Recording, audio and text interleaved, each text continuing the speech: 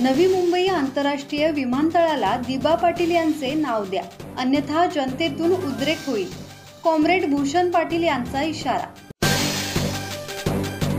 कामगार नेते कॉम्रेड भूषण पाटील यांनी कामगार चळवळीची आजची दिशा आणि दशा याविषयी भाष्य केले असून नवी मुंबई आंतरराष्ट्रीय विमानतळाला लवकरात लवकर लोकनेते दिबा पाटील यांचे नाव द्यावे, अन्यथा जनतेतून मोठा उद्रेक होईल असा इशारा माध्यमांशी बोलताना दिला आहे. भूषण पाटील पुढे म्हणाले की आज नव्याने कामगार कायद्यात अतिवेगाने होत असलेले बदल, नव्या जाचक अटी शर्ती लादणारे धोरण यामुळे कष्टकरी कामगार गुलामगिरीच्या खाईत लोटले जात आहेत. देशातील कामगार असुरक्षित आणि असंघटित होत आहेत. बडे भांडवलदार आणि ठराविक मालकांना लाभदायक ठरणारेच धोरण राज्य आणि केंद्र सरकार बनवते. हे घातक असल्याचे परखड मत भूषण पाटील यांनी व्यक्त केले. आपल्या देशातले समस्त कामगार संघटनांतर्फे देशव्यापी संपाचं घोषणा केलेली आहे.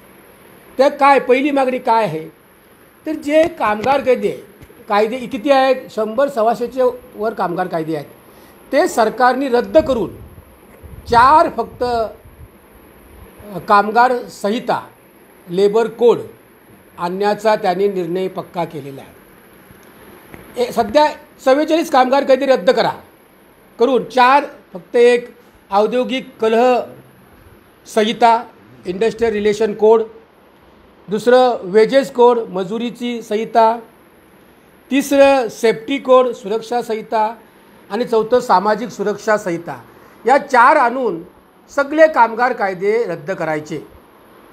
बघा, जे गेल्या 100 वर्षाहून जास्त अधिक काळात मिळवले ते गमावण्याची पाली आज कामगार वर्गावर आलेली आहे. हे कामगार कायदे जर रद्द झाले तर कामगार गुलामगिरीमध्ये ढकलला जाईल. धम्मशील सावंत, संवाद मराठी लाईव्ह, पाली. श्री गणपती संस्थान महड, तालुका खालापूर, जिल्हा रायगड. श्री वरद विनायकाच्या भक्तांसाठी भक्त निवासाची सोय, स्वच्छता आणि 24 तास गरम पाणी.